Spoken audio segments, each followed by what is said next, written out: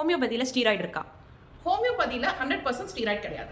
அலோபதியில் ஒரு அலர்ஜிக்கோ, ஒரு ஆஸ்துமாக்கோ, ரொமட்டாய்டு ஆர்த்ரைட்டிஸ்க்கோ அந்த மாதிரி கண்டிஷன்ஸ்லாம் ஸ்டீராய்டு கொடுத்து கண்ட்ரோல் பண்ணுறாங்க. நீங்கள் ஹோமியோபதியில் ஸ்டீராய்டே இல்லைன்னு சொல்கிறீங்க.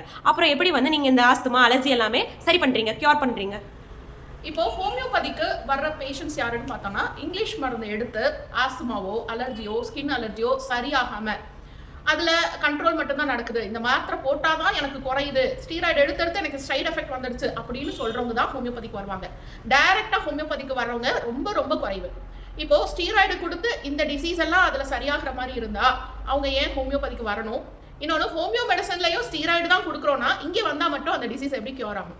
ஸோ ஸ்டீராய்டு அப்படிங்கிறது அலோபதியில் இருக்கக்கூடிய யூஸ் பண்ணக்கூடிய ஒரு மருந்து வகை. அது ஹோமியோபதியில் கிடையாது. 100% ஸ்டீராய்டு ஹோமியோபதியில் இல்லை.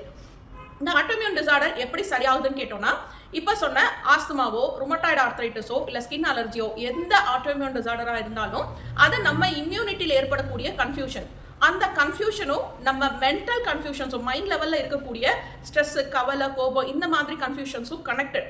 ஹோமியோ மெடிசன் இந்த ரெண்டையும் ஆராய்ந்து ஒரு சரியான ஒரு இண்டிவிஜுவலிஸ்டிக் அப்ரோச் கொடுத்து, ஒரு ஹோமியோ மெடிசன் கொடுத்து அதை சரி பண்ணுறதுனால இம்யூனிட்டியில் இருக்கிற கன்ஃபியூஷன் கிளியர் ஆகுது. அது வழியாக ஆட்டோமியூன் டிசார்டரை கம்ப்ளீட்டாக க்யூர் பண்ணுறோம்.